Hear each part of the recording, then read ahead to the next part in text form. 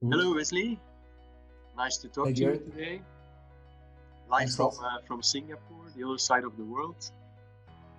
We're gonna talk today about toxic leadership. A couple of Hmm. weeks ago, I've posted a short video about toxic people, which has created Yeah, a lot of reactions in the market, and so yeah, that's the reason why I would like to talk a bit more and deeper about it. Um, sure. can you define, Wesley, based on your experience, what you understand as toxic leadership? Hmm. Yeah, toxic leadership for me, it's a characteristic of certain leaders that through their behavior, through their practices, they inflict harm to their employees, to their teams, to their followers, to non-followers, and that harm could be mental, could be emotional, could at the end even be physical if you take the examples of burnouts, people leaving companies. So Yeah. it's all about having a certain behavior, having a certain type of action that causes harm to employees in your organization, first of all. Okay, yeah, that's clear. Mm-hmm. I would also like to make the link with corporate culture because both Yeah. are very strongly connected with each other. I found a good quote: "Culture is shaped by the worst behavior that leaders are willing to tolerate." What is your experience with that? My experience, luckily for myself, I've not been into contact with that many leaders, but indeed, uh, leaders always go first when there is a creation of culture. So I think you are the average of the 5 people you interact with. So if leaders already have a bit of toxic characteristics and they're not so much connected with the culture of their organization and they're only focused on the earnings and on the market share and on profit and on beating competition, then this toxic culture can really have a very negative effect on an organization. And culture is always driven, is always created by leaders. So leaders go first, either in a good way or in a bad way. Indeed. Um, the biggest risk of toxic leadership and by extension toxic company culture is that your best people will leave the organization, which has a huge cost. What is your experience there? Or how would you say that? Yeah, I think it comes a bit from the older days. Maybe in the 20th century, you had all these big corporations. Also a bit the Jack Welch style, command and control. We know very clearly what we stand for, what we do not stand for. We have a very specific rating in our organizations, and when going gets tough, the tough get going. So making the link with toxic leadership, and toxic leaders will say, okay, I will toughen up people because we need to win against competition. It's a bit like in war, we take no prisoners. But if you look at it today, if you look at how organizations are built now and how people look at it, organizations now need to build to last, and everything is around purpose, everything is around the values of the company. The values of the company needs to be in line with the values of the employees, because everybody has a bit, in terms of self-awareness, have risen to that level. And coming back to your question, I think the best people will not be the people that toughen up and stay to win, but they will say, in this environment, I cannot be my best because maybe people don't trust me, or they don't let me do what I like to do myself because everything is very much controlled. And so they leave. And the ones you will end up with in a toxic culture, in a toxic organizations, are the people that are just the followers. And with followers, you will never be that company that goes to great, but rather you stay a company that's either mediocre. Indeed, I agree with that.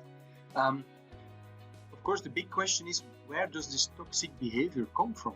What are the underlying reasons for it? What is the origin of this kind of behavior, according to you?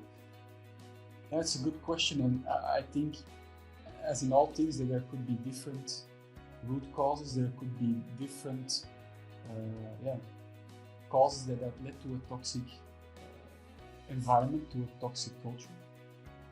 First and foremost, as I said before, I think leaders play a very important role. If you create an organization and you say, the only thing that's important is the results at the end of the quarter, at the end of the fiscal year, and the shareholder return, and then some leaders will say, okay, if I just need to give you the numbers, I will show you how I'll behave, and behavior will then not be a priority. So it's again leadership, and then when you have toxic leaders, that creates a toxic culture, and a toxic culture will create more toxic leaders. So that's, I think, one of the key areas of origin of toxic leadership. And then another point is why does there need to be a toxic environment? Because there's not enough safety then, there's not enough trust in the organization. So at the end of the day, if you then take a step back and you zoom out a bit, you don't see one person having this specific behavior. Maybe you see 2 or 3 people doing the exact same thing in different parts of the organization. So you'll get a pattern. And when you get a pattern, you need to disconnect that from the individuals, because typically you would say, this is a toxic individual and that's a toxic individual. So either we cure them or we get rid of them. But if it's a pattern, getting new people in will not solve it, and then you need to go to deeper laying reasons and then see where this pattern is coming from. And that could be that there's not enough trust in the organization, there's a feel of fear, of incompetence, of shame maybe because of something that happened in the past. So these could all be aspects. So concluding a bit, coming back to your question, it's, I think, the leaders themselves with personal behaviors. And then secondly, looking at the history of the organization, what has happened before that potentially could lead to a certain toxic culture, and then make that thing addressable. Yeah. And to end our discussion, the ultimate question, the $1 million question is then, how can you get out of this vicious circle? Because what you just said is that toxic people, toxic leaders, toxic culture, it's kind of vicious circle in which quite some organizations are stuck. How can they get out of it? Attracting new people seems not to be the first solution. That's what I just heard what you said. But what could be a first step? The easy answer would be don't get involved, because as I said before, you're always the average of the 5 people you interact with. So if you submerge yourself in a toxic environment with only toxic people, you only interact with toxic people, you also need to perform with them. At the end of the day, you will become a bit part of the problem itself. So the easy answer is don't get involved. If you are involved, get out as soon as possible. But that's the easy answer. For me, I think one of the key ways of potentially improving a toxic environment is to create awareness. And then I think if you're a mentor, if you're organizational coach, is don't look at specific individuals, because these specific individuals are symptoms. And if you take a step back and you look at the pattern, see where does that pattern belong to? How old is that pattern? And then it could be connected to a certain situation that was a bit put in the cupboard, and the cupboard was locked and the key was thrown away. Or it could be a personal incident, and then addressing that, making that thing addressable, it already will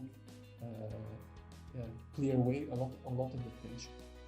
And another, a very different approach, if you have a toxic leader, he or she is the founder, then it gets potentially a very tough individual conversation. You need to have enough safety, you need to have enough trust to have that conversation, because if the company is still a bit working well, then that leader will not be interested to change the course of action.